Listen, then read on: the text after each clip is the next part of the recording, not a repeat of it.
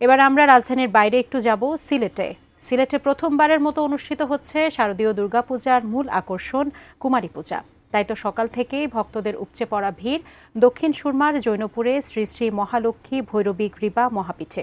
সেখানে আছেন আমাদের প্রতিনিধি কামরুল ইসলাম মাহি, সরাসরি যুক্ত হচ্ছি তার সঙ্গে। মাহি, কুমারী পূজা কি শেষ হয়েছে কিনা বা এখন পর্যন্ত চলছে কিনা, বা দুপুরে কি কি আনুষ্ঠানিকতা আছে, সার্বিক বিষয় আমাদেরকে জানাবেন।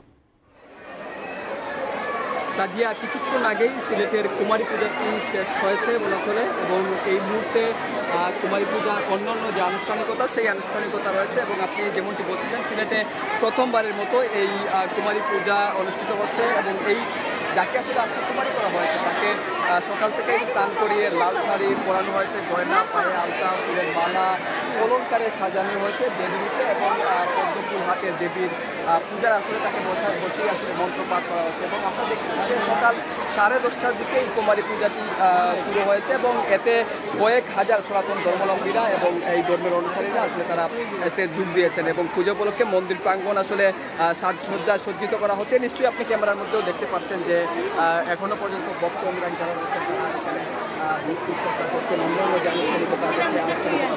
আয়োজক যারা আছেন তারা বলছেন যে এবার এই কুমারী পূজা সার্বজনীনভাবে প্রথমবারের মতো এটি সিলেটে হয়েছে, এবং ভবিষ্যতে আসলে এই পূজাটি আসলে এরকমভাবে পূজা অর্চনের যে সমাজের ধর্মীয় চর্চা আমি সমৃদ্ধ করবে, এমনকি আসলে এখানকার যারা সনাতন ধর্ম অনুসারী আসছেন তারা আসলে এমনটি বলছেন। এবং আপনাকে যদি জানিয়ে রাখি যে এই বছর সিলেটে প্রায় 6 শতাধিকের মতো মণ্ডপে দুর্গাপূজা